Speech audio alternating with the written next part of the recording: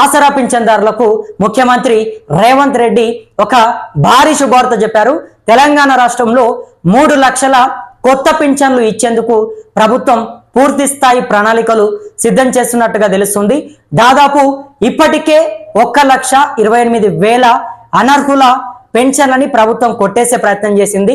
ఇప్పుడు ఆ ఖాళీగా ఉన్నటువంటి 1,28,000 పెన్షన్ల స్థానంలో కొత్తగా పెన్షన్ల కోసం దరఖాస్తులు పెట్టుకొని పెన్షన్ల కోసం ఎదురు చూస్తున్నటువంటి అర్హులకు ఈసారి పెన్షన్లు ఇచ్చేందుకు ప్రభుత్వం సిద్ధమైంది. దాదాపు 3 లక్షల కొత్త పెన్షన్లని ఇవ్వాలి అని చెప్పేసి ప్రభుత్వం ఆలోచిస్తున్నట్టుగా సమాచారం అందుతుంది. మరి గత కొన్ని రోజులుగా కొత్త పెన్షన్ల కోసం ఎదురు చూస్తున్నటువంటి లబ్ధిదారులందరికీ కూడా ఇది ఒక భారీ ఊరటనిచ్చేటటువంటి వార్తనే చెప్పొచ్చు. మరి నిజంగా తెలంగాణ రాష్ట్ర వ్యాప్తంగా దాదాపు 1 లక్షకు పైగా నకిలీ పెన్షన్లకైతే ప్రభుత్వం చెక్ పెట్టింది. మరి ఇప్పుడు 3 లక్షల పెన్షన్లని ఎవరికి ఇవ్వబోతుంది? ఈ 3 లక్షల పెన్షన్లలో ఎవరికి రాబోతున్నాయి? ప్రభుత్వం ప్రధానంగా ఎవరికి ప్రాధాన్యత ఇవ్వబోతుంది? ఈ పూర్తి వివరాలని మనం ఈ వీడియోలో తెలుసుకునే ప్రయత్నం చేద్దాం. అంతకంటే ముందుగా ప్రతి ఒక్కరు కూడా మన ఛానల్ని ఇటువంటి వార్తలని మరిన్ని తీసుకురావాలంటే కింద ఉన్నటువంటి సబ్స్క్రైబ్ బటన్ నొక్కి అందరూ కూడా సబ్స్క్రైబ్ చేసుకోండి. ఇక తెలంగాణలోని పెన్షన్దారులందరికీ ఒక అదిరిపోయే శుభవార్త. అవును, మీరు విన్నది నిజమే. రాష్ట్రంలో కొత్తగా మరో 3 లక్షల మంది అర్హులైన పేదలకు సరికొత్తగా పెన్షన్లు అందబోతున్నాయి. ఇన్నాళ్ళు పెన్షన్ల కోసం ఎదురు చూస్తున్న అవ్వాతాతలకు, అనాథలకు, చేనేత, గీత, బీడీ కార్మికులకు సీఎం రేవంత్ రెడ్డి సర్కార్ తీపి కబురు చెప్పింది. ఇక్కడే ఒక పెద్ద ట్విస్ట్ ఉంది. ఒకవైపు కొత్త పెన్షన్లు ఇస్తూనే మరోవైపు ఊహించని విధంగా భారీగా అనర్హుల ఏరివేత కార్యక్రమం కూడా మొదలైంది. అసలు లైవ్ అథెంటికేషన్ ప్రక్రియలో బయటపడ్డటువంటి ఆ షాకింగ్ నిజాలు ఏంటి? చనిపోయిన వారి పేరు మీద కూడా పెన్షన్లు ఎలా డ్రా అవుతున్నాయి? సీఎం రేవంత్ రెడ్డి ఈ అక్రమాలకు ఎలా చెక్ పెట్టబోతున్నారు? ఇటువంటి ప్రశ్నలే ఇప్పుడు తెరపైకి వస్తున్నాయి. రాష్ట్ర వ్యాప్తంగా దాదాపు 42 లక్షల మంది చేయూత పెన్షన్దారులు ఉన్నారు.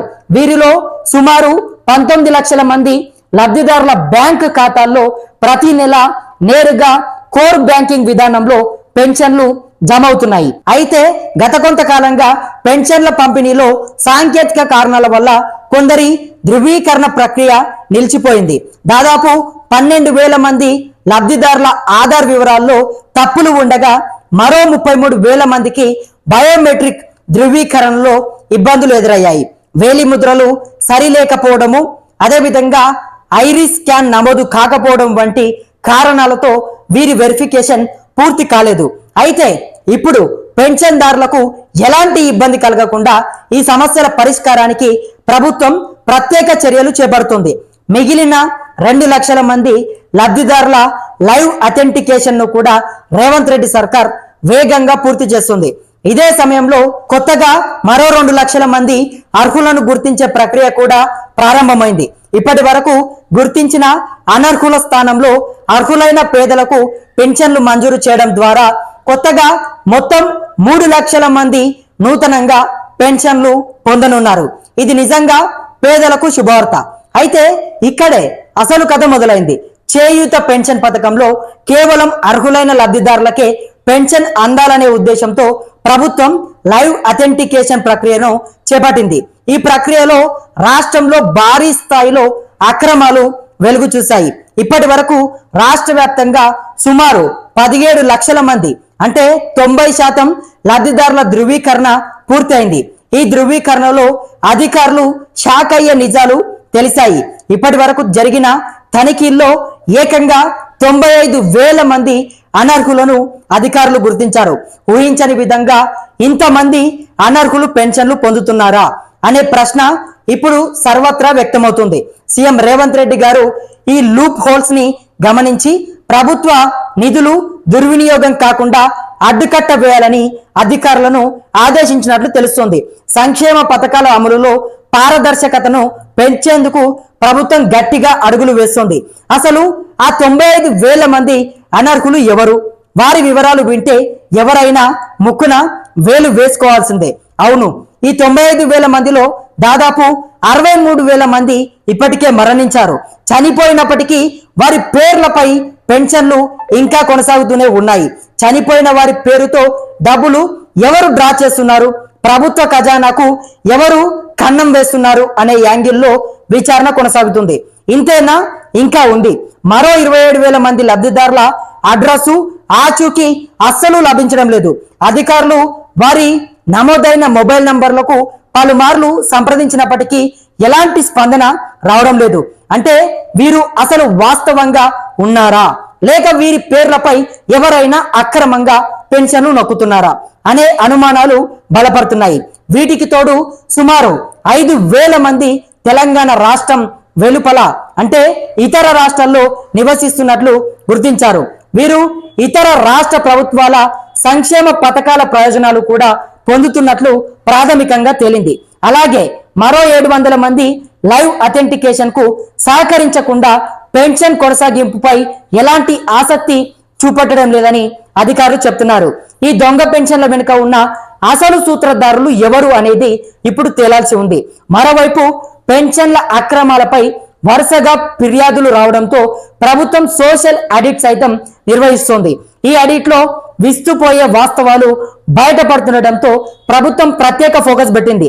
లైవ్ అథెంటికేషన్ ప్రక్రియ ద్వారా నకిలీ, డూప్లికేట్ మరియు మరణించిన వారి పేర్లపై కొనసాగుతున్న పెన్షన్ల చెల్లింపుకు పూర్తిగా అడ్డుకట్టపడనుంది. దీనివల్ల ప్రభుత్వ ఖజానాపై పడుతున్న అనవసర భారం తగ్గడమే కాకుండా అర్హులైన పేదలకు మాత్రమే సంక్షేమ ఫలాలు అందేలా వ్యవస్థ మరింత పారదర్శకంగా, జవాబుదారీతనంతో పనిచేసే పరిస్థితి ఏర్పడుతుంది. లబ్ధిదారులైన మహిళలు, బీడీ కార్మికులు, చేనేత, గీత కార్మికులు, దీర్ఘకాలిక వ్యాధులతో ఇబ్బందులు పడుతున్న వారిని ఆర్థికంగా ఆదుకునేందుకు చేయుత పథకం ఎంతగానో ఉపయోగపడుతుంది. అందుకే సీఎం రేవంత్ రెడ్డి గారు అనర్హులను తొలగించి ఆ స్థానంలో నిజమైన పేదలకు న్యాయం జరిగేలా అర్హులకే పెన్షన్ ఇచ్చే కార్యక్రమానికి శ్రీకారం చుట్టారు. ఒకవైపు అనర్హుల దొంగ పెన్షన్ల ఏరివేత వేగంగా జరుగుతుంటే మరోవైపు నిరుపేదలైనటువంటి 3 లక్షల మందికి కొత్త పెన్షన్లు ఇచ్చేందుకు రేవంత్ రెడ్డి సర్కార్ రెడీ అయిపోయింది. ప్రభుత్వం తీసుకున్నటువంటి ఈ నిర్ణయం పైన మీరేమనుకుంటున్నారు? నిజంగా తెలంగాణ రాష్ట్రంలో దాదాపు 1,28,000 మంది అనర్హులుగా ఉండి వాళ్ళు నకిలీ సర్టిఫికెట్లు పెట్టి, నకిలీ పత్రాలు పెట్టి అధికారుల అండదండలు చూసుకొని కొందరు, అదేవిధంగా ఇక రాజకీయ నాయకుల అండదండలు చూసుకొని మరికొందరు పూర్తిగా కూడా రెచ్చిపోయి ప్రభుత్వ ఖజానాకు గండిగొట్టి నిజమైనటువంటి లబ్ధిదారులకు పెన్షన్ అందకపోయినప్పటికీ అనర్హులు మాత్రం రెచ్చిపోయి విచ్చలవిడిగా ప్రతి నెల ఆసరా పింఛన్లను తీసుకుంటున్నారు. దీంతో చాలా మంది మేము అర్హులమైనప్పటికీ మాకు రావాల్సినటువంటి డబ్బులు, మేము తినాల్సినటువంటి పెన్షన్ సొమ్ము, మా పెన్షన్ సొమ్ముని వేరే వాళ్ళు, అంటే వాళ్ళు అనర్హులుగా ఉన్నారు, వాళ్ళు తింటా ఉన్నారు, వాళ్ళకు పెన్షన్ వస్తుంది, వాళ్ళు అనర్హులైనప్పటికీ పెన్షన్ డబ్బులని ప్రతి నెల నొక్కేస్తున్నారు. మరి మేము అర్హులమైనప్పటికీ ప్రతి నెల పంచాయతీ ఆఫీసుల చుట్టూ తిరిగి అలసిపోతున్నాము. గ్రామ పంచాయతీల్లో దరఖాస్తులపైన దరఖాస్తులు పెట్టి మా కండ్లు కాయలు కాస్తున్నాయి. మరి ఎప్పుడు మాకు కొత్త పెన్షన్ ఇస్తారు అని చెప్పేసి చాలా మంది పెన్షన్దారులు ప్రభుత్వం పైన భారం వేసి అందరూ కూడా ఎదురు చూశారు. మరి ఎట్టకేలకు తెలంగాణ ప్రభుత్వం ఆసరా పెన్షన్దారులకు ఒక భారీ శుభార్త చెప్పిందని చెప్పొచ్చు. మొత్తం కూడా 3 లక్షల కొత్త పెన్షన్లకు శ్రీకారం చుట్టింది. దాదాపు ఏదైతే ఒంటరి మహిళలకు, అదేవిధంగా వికలాంగులకు ఇందులో ప్రాధాన్యత ఇస్తున్నట్టుగా సమాచారం అందుతుంది. ఒంటరి మహిళలు పూర్తిగా కూడా వాళ్ళ కుటుంబాన్ని భుజాన వేసుకొని ముందుకు తీసుకెళ్తారు కాబట్టి ఇంటి పెద్ద చనిపోయి ఎటు తోచనటువంటి పరిస్థితి వాళ్ళకు ఉంటుంది. ఇంటి పిల్లలని, ఇంటి బరువు బాధ్యతలని అన్నిటిని కూడా భుజాన వేసుకొని ఒంటరి మహిళలు బ్రతుకుతూ ఉంటారు కాబట్టి వాళ్లకు అండగా ఉండేందుకు ప్రభుత్వం ఈ 3 లక్షల కొత్త పెన్షన్లలో ఒంటరి మహిళలకు మొదటి ప్రాధాన్యత ఇవ్వబోతా ఉన్నారు. అదే విధంగా వికలాంగులు ఎటువంటి పని చేసుకోకుండా కాళ్ళు విరిగిపోయి, చేతులు విరిగిపోయి, చెవులు మూగబోయి, కళ్ళు కనబడకుండా చాలా మంది వికలాంగులు కూడా ఇబ్బంది పడతా ఉంటారు. ఇంటికే పరిమితం అయిపోయి ఏ పని కూడా చేసుకోలేనటువంటి స్థితిలో ఒకరిపైన ఆధారపడి బతుకుతున్నటువంటి వికలాంగులకు కూడా ప్రభుత్వం ప్రియారిటీ ఇస్తుంది. మొత్తం కూడా ఇస్తున్నటువంటి 3 లక్షల కొత్త పెన్షన్లలో వికలాంగులకు ఒంటరి మహిళలకు తెలంగాణ ప్రభుత్వం అయితే ఒక ప్రాధాన్యత ఇస్తున్నట్టుగా తెలుస్తుంది. ఇప్పటికే దాదాపు 1,00,000కు పైగా అనర్హుల పెన్షన్లను ప్రభుత్వం కొట్టేసింది. ఆ స్థానంలో కొత్త పెన్షన్లని ఇవ్వబోతుంది. అదే విధంగా 1,28,000 ఖాళీ స్థానంలో కొత్త వాళ్ళకి ఇస్తుంది. దాంతో పాటుగా 1,78,000 పెన్షన్లని ప్రభుత్వం ఇస్తూ మొత్తం కూడా 3 లక్షల మందిని పూర్తిగా కూడా ఆదుకునేందుకు సిద్ధమైంది. ఆసరా పింఛన్లని ఇచ్చేందుకు రేవంత్ సర్కార్ సిద్ధమైనట్టుగా కనబడుతుంది. మరి మొత్తం మీద మీ అభిప్రాయం ఏంటి? ఈ 3 లక్షల కొత్త పెన్షన్ల పైన, ప్రభుత్వం ఇచ్చినటువంటి గ్రీన్ సిగ్నల్ పైన, ప్రభుత్వం చెప్పినటువంటి భారీ శుభవార్త పైన మీ అభిప్రాయం ఏంటో కింద కామెంట్ బాక్స్ లో ప్రతి ఒక్కరు కూడా కమెంట్ చేయండి. మరిన్ని ఇటువంటి వార్తలని మీ ముందుకు తీసుకొచ్చేందుకు తప్పకుండా ప్రతి ఒక్కరు కూడా మన ఛానల్ని సబ్స్క్రైబ్ చేసుకొని మనకు అండగా ఉంటారని చెప్పి నా మనస్ఫూర్తిగా వేడుకుంటూ నేను మీ కొత్తూరు రమేష్. ధన్యవాదాలు మిత్రులారా.